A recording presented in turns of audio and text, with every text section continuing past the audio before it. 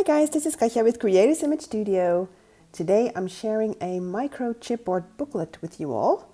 So I bought this chipboard pieces that together would make up a booklet, and I painted all of their edges first, and as you can see here, the pages are only one part. The other part were the embellishments, so some frames and some flowers that went with the booklet's pages. And then I matted every chipboard page and then embellished. And as it turned out, I only used this one frame here and the one chipboard star here, and the rest I just ended up throwing out, so didn't need those, but I could have. And the rings came with the booklet as well, so you can often buy these sets of pages and some embellishments in one piece. They are not very expensive, so I decided to try it out. And the paper that I used for matting is called Eva by Basic Grey, so it's spelled like this here. And it's an older paper collection. I'm guessing it's maybe 2010 or even before that. And I found that somewhere because I really loved these colors. They remind me of spring, but also some bohemian theme, some florals, and well, I just loved it. So there you go. So I embellished with some ribbons here. I painted the frame and matted behind it and wrote down 3 names: Rispa, Yarden, Toda. And these are the names of my little guinea pigs. And I have 3, as you may have concluded by now. Little flower there. So before I'm going to show you this booklet with all of the pictures inside, I am first going to show you without pictures so you can see the matting that I did. So here we go. This is the album without pictures but matted. So I matted every page with this lovely paper,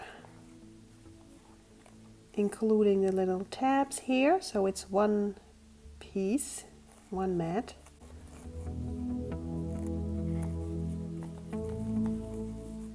Well, maybe I should find some other rings. These went with this when I bought it, but they don't seem to fit very well. And that is the last page. And I printed the pictures that I'm going to use. They are of my 3 guinea pigs, and I printed them at this size so they would fit on each page. And I used an app for this, so I could print it from my iPhone or from my iPad. And if you want to know more about that, then maybe I can do a separate video about how to print these little pictures that are slightly larger than actual wallet-sized pictures. So let me know in the comment section below.